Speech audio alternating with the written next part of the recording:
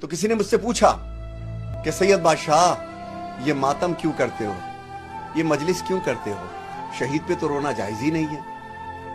میں نے کہا اچھا، آپ نے بڑا عجیب سوال کر دیا، کہاں کے رہنے والے ہو؟ اس نے پنجاب کے کسی شہر کا نام لیا۔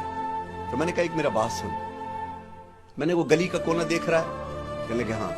میں نے کہا اچانک وہاں سے کوئی غول اندر آئے، کوئی 30,000 کا مجمع اندر آئے، اور تو یہ دیکھے کہ کچھ اونٹ ہیں جن پہ کچھ بیویاں بیٹھی، جن کے ہاتھ پسے پشت بندھے ہیں، جن کے ہاتھ پسے پشت بندھے ہیں، ماؤں کے بجائے بچے ماؤں کو پکڑے ہیں، اور پھر تجھے یہ پتا چلے کہ ان کے 64 معصوم راستوں میں کچل کے مر گئے، اور نیزوں پہ جو سر ہیں وہ ان کے پیاروں کے ہیں، اور تو یہ دیکھے کہ لوگوں کا مجمع ہو کہ جو ان کو باغی کہہ کے پتھر مارتا ہو۔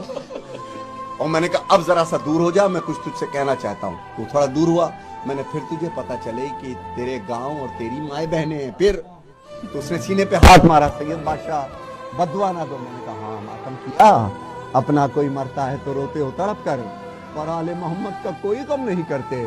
ہمت ہے تو محشر میں یہ کہنا پیغمبر سے کہ ہم عید تو کرتے ہیں، محرم نہیں کرتے۔ اگر تیرے سامنے یہ واقعہ اور رکھ سر پہ قرآن، تو نہیں روئے گا؟ تیرے دل میں پتھر ہے کیا؟ سینے میں ہمارے پتھر نہیں ہیں، مظلوم ہی مظلوم کو روتے ہیں جہاں میں، مظلوم ہی مظلوم کو روتے ہیں۔